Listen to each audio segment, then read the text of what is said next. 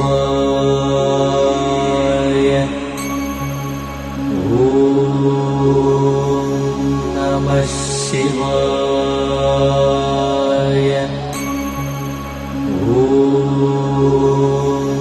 नमः शिवाय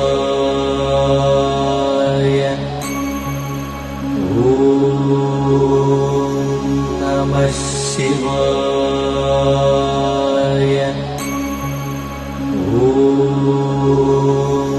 नमः शिवाय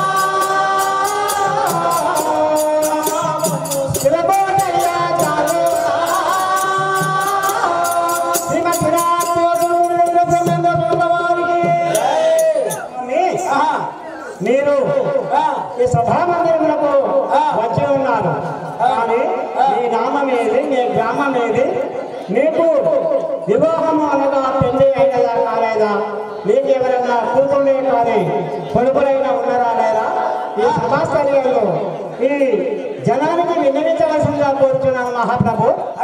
అడుగుతున్నావా? అవును స్వామి. నాకు పెళ్లి అయినది. నా భార్య పేరు బ్రహ్మదంబ. మా ఈ పెదగ్రామంలో గ్రామం. నాకు ఏదో ఒక పుత్రిక లేక ఏకైక పుత్రిక.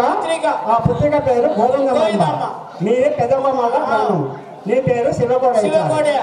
సరే స్వామి. ఇప్పుడు నరసింహాచారి ఉంటే అప్పుడు పనిముట్లు, ఇప్పుడు యాసంకాలం వచ్చిందిగా, నా గొప్ప చెప్పేయండి, నువ్వే చేసుకో బిడ్డ అని. అంటే ఆయన ఊరు వెళ్ళిపోయిందా లేదా పరమాత్మ చెందిందా? సరిపోయాడు ఆయన. పోయేటప్పుడు నాకు చెప్పండి ఏడిపోయింది ఆయన. ఇంతకు వేరే వీరికి బతకడానికి పోయిందా లేదా పైన పోయాడు?